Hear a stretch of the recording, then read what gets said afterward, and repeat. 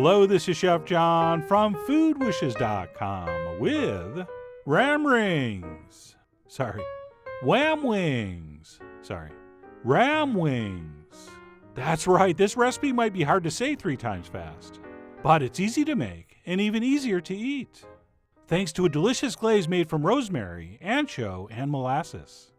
So yes, the name is an acronym, but despite this being completely contrived to fit my Super Bowl snack narrative, they really did come out amazingly well. So with that, let's go ahead and get started. And for this, we're going to need a couple pounds of chicken wing sections, which I bought like this, already done for me, because they were on sale. But if possible, you really do want to buy the whole wings and cut your own. Although I'm not going to tell you exactly why until later in the video.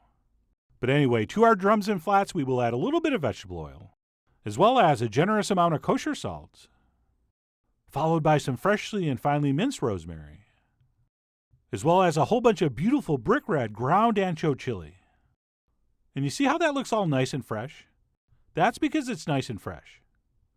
Alright, do not use like a 7-year-old chili powder for this. Okay, the fresher the better. And then speaking of better, we'll also toss in a little bit of cayenne, as well as a couple tablespoons of white distilled vinegar, which is what we add when we want acidity but not flavor. And then we'll go ahead and finish up our marinade with some molasses. And then once that's in, we'll go ahead and take a spatula and mix this all together. And as far as the molasses goes, I would say add 1 spoon if you like it, 2 spoons if you love it, but no spoons if you don't. Okay, molasses has a very distinct, earthy, sort of bittersweet flavor that not everybody likes. And if you are one of these people, you could substitute with maple syrup, which would allow you to still call these ram wings, or honey, which in that case you'd have to call them raw wings, as in rah-rah sisboomba, which, by the way, was a very popular cheer we used to do back in the early 1900s. But anyway, that's going to be up to you.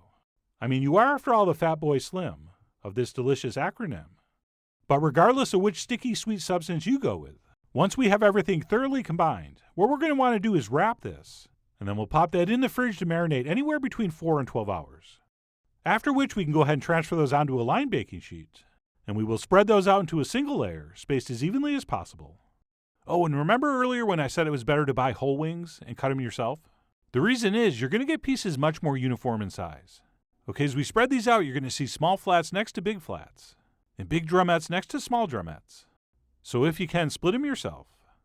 And by the way, once those are spread out, if you have a little bit of sauce left at the bottom of the bowl, feel free to transfer that on.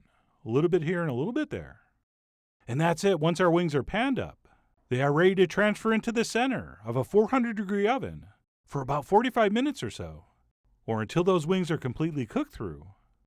And what we're going to do while those are roasting is make what we call in the business the finishing glaze, which we will start with a little bit of molasses, as well as a little touch of honey for some non-molasses sweetness. We will also add in a little more ancho, as well as a big pinch of salt, a little shake of cayenne, and then last but not least, the freshly squeezed juice of 1 lime. And if you're wondering why we didn't just add all that stuff to the marinade, which is a good question, but if we had, it just would not taste the same as tossing the cooked wings in this at the end. Okay, these ingredients, especially the lime and the honey, will have a totally different flavor cooked than they will if we toss them with our chicken wings at the end uncooked. And if you don't believe me, try it. It really does make a big difference. But anyway, we'll go ahead and mix up our finishing glaze, and we'll set that aside until our wings are cooked, which after about 45 minutes mine were. And they looked a little something like this, which I think is just absolutely beautiful. But hang on, it gets even better. Because what we're going to do as soon as these come out of the oven, while they're still piping hot, is carefully transfer those into our finishing glaze. And what we'll do is give those a good toss with a spatula or a large spoon, or if you're from Western New York like me, and you're very experienced saucing buffalo chicken wings, you can just grab the bowl and toss them like this. And what we're going to want to do is give these a toss. Let them sit for 5 minutes, and then give them one more toss before serving. And by the time we finish with that second tossing, most if not all that glaze should be attached to the wings, and we should not see a lot at the bottom of the bowl. And that's it. Once that's been accomplished, we can transfer those onto our serving platter, and possibly garnish with some fresh lime, as well as an optional but highly recommended dusting of ancho on the top. Okay, I think that's going to give it a beautiful, professionally finished appearance. Plus, it looks cool on the limes. And that's it, our ram wings are done.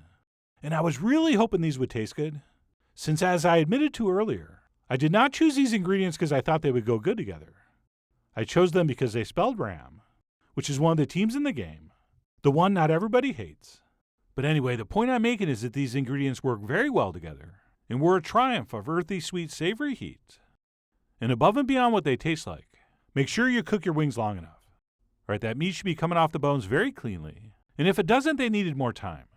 So do not rush these. Okay, they're chicken wings, not quarterbacks.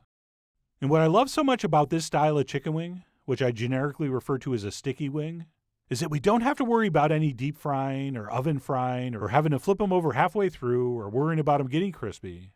All right, because these are marinated and cooked wet, we don't need to care that much about the surface, especially because we toss those in that finishing glaze before we eat. So I really do love this method. And for me, if you are going to cook for a big party, doing these are a very easy call. I mean, not quite as easy a call as that pass interference was, but very easy nonetheless. And I think if you put a platter of these out at your party, everybody's going to be happy no matter who they're rooting for. Except for the Saints fans. They're not going to be happy for a long time. But you know what? Even they will be cheered up a little bit by these. That's how good they are. Which is why I really do hope you give these a try soon. So head over to foodwishes.com for all the ingredient amounts and more info as usual. And as always, enjoy.